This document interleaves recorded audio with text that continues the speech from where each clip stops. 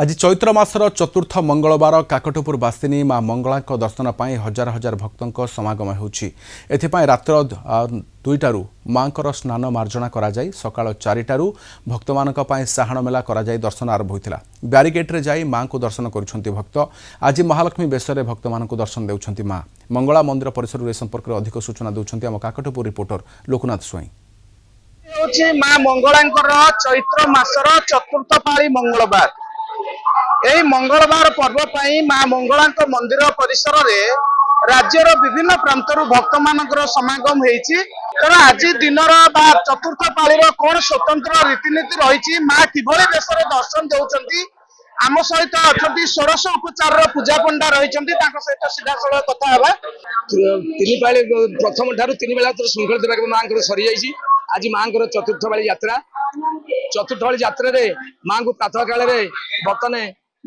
स्नान करा जाई तापर विभिन्न सुसज्जित लुगार बर्तन सुंदर बेशवास करा जाई माँ आज लक्ष्मी बेश विराजमान करछंती तेणु पौड़ फिटवा पर माँ बर्तने मार्जना मंगला आरती मार्जना सरला माँ बर्तन बेढ़ार थी सूर्य मंडप आग सूर्य पूजा हुए सूर्य पूजा सरला माँ पाखे पार्श्व देवता पतिदेवन पाखे चलती विग्रह राधाकृष्ण मूर्ति बर्तमान पूजित हुए सी सरला माँ खेचड़ दीप हुए खेचड़ दीप सरला साण मेला हुए साण मेला है बर्तमान शह शह भक्त माँ को बर्तमान अपेक्षार था दर्शन आज माँ चतुर्थ पाली यात्रा किभली भाव में केते समय है ठिया माँ किभली ओषा करते चारि पाली आज करूँ चारि पाली जाक माँ प्रति ओषा कर आज हम आसी माँ को दर्शन करके आनंद बजार में जीव माँ बहु मनस्कामना कर जहाँ मांगिला ता हाँ माने भक्तिर सहित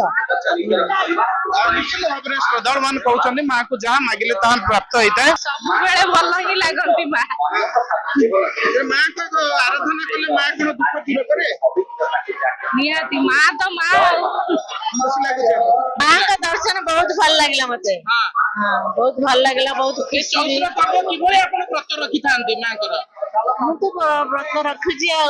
चैत्र मंगला व्रत रखी भगवान मो पिला मानक भल रखे खुशी रखे माँ को डाकुची सब मो पिला संसार जमी भल रो माँ को प्रकार मोर प्रार्थना निश्चित भाव में माँ को जो